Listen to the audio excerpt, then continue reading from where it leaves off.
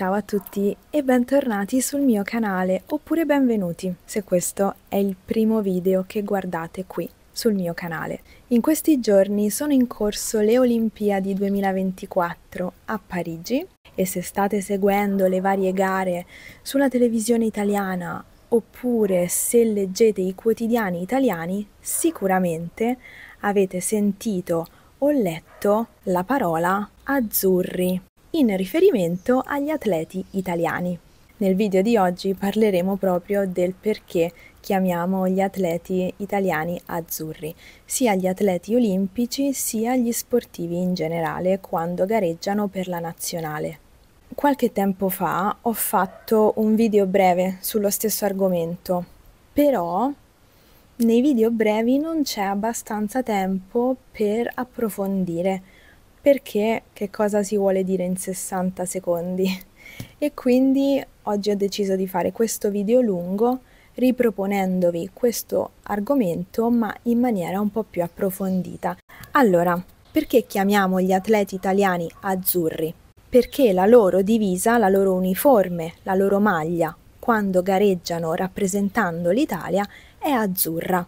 E perché è azzurra se i colori della bandiera italiana sono verde, bianco e rosso? Da dove arriva il colore azzurro? L'azzurro come colore nazionale è legato alla dinastia dei Savoia, la famiglia reale che regnò in Italia dal 1861, anno dell'Unità d'Italia, fino al 1946, anno in cui fu abolita la monarchia in favore della Repubblica. La Casa Savoia fu una delle più antiche dinastie nobiliari europee, con origini che risalgono al X secolo. Originari della regione alpina tra Italia e Francia, i Savoia giocarono un ruolo fondamentale nella storia italiana. Con l'unificazione italiana nel 1861, Vittorio Emanuele II di Savoia divenne il primo re d'Italia.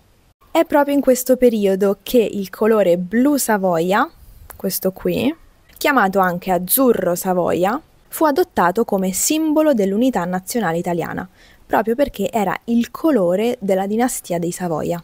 Il colore azzurro nello sport italiano apparve per la prima volta il 6 gennaio 1911, quando la nazionale italiana di calcio indossò la maglia azzurra in una partita contro l'Ungheria. Questo avvenimento segnò l'inizio di una tradizione che è ancora viva oggi. Ancora oggi l'azzurro è il colore della maglia della nazionale di calcio. Tuttavia, la prima partita ufficiale della nazionale italiana di calcio, disputata nel 1910, vide i calciatori indossare una maglia bianca, scelta per la sua neutralità. E questo colore, il bianco, è ancora oggi utilizzato come colore della seconda divisa. Con l'avvento della Repubblica nel 1946 ci si sarebbe potuti aspettare un cambio di colore per segnare la discontinuità con la monarchia. E invece no, il blu Savoia o azzurro Savoia è rimasto come colore nazionale. E questo è un esempio di come alcuni simboli riescano a trascendere i cambiamenti politici e mantenere un significato di unità nazionale. Oggi questo colore non è solo il colore della nazionale italiana di calcio, ma di tutte le squadre nazionali in tutte le discipline sportive. Quindi quando gli atleti italiani gareggiano rappresentando l'Italia, indossano sempre una maglia, un uniforme o una divisa di colore azzurro. E visto che siamo qui a chiacchierare, colgo l'occasione per condividere con voi un'altra curiosità sugli atleti italiani.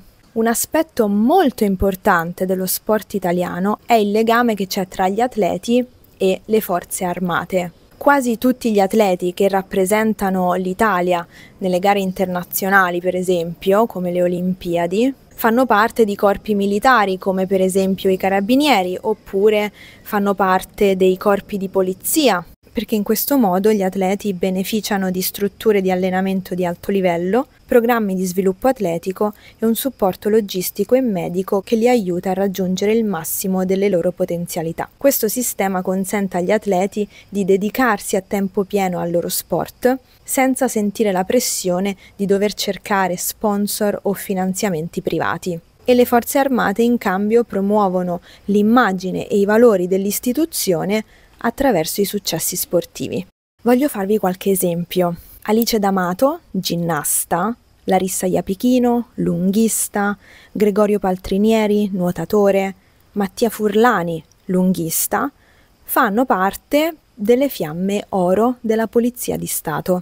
Un altro esempio, Sara Fantini, martellista, fa parte dei Carabinieri. Filippo Tortu, velocista, fa parte delle Fiamme Gialle della Guardia di Finanza. E infine un altro paio di esempi per concludere, Zainab Dossò, velocista, e Nadia Battocletti, mezzofondista, fanno entrambe parte delle Fiamme Azzurre della Polizia Penitenziaria. E quindi ecco perché chiamiamo gli atleti italiani azzurri. Questo è tutto per il video di oggi. Spero che vi sia piaciuto e spero che abbiate imparato delle cose nuove. Vi auguro un buon proseguimento e vi do appuntamento al prossimo video. A presto! Ciao!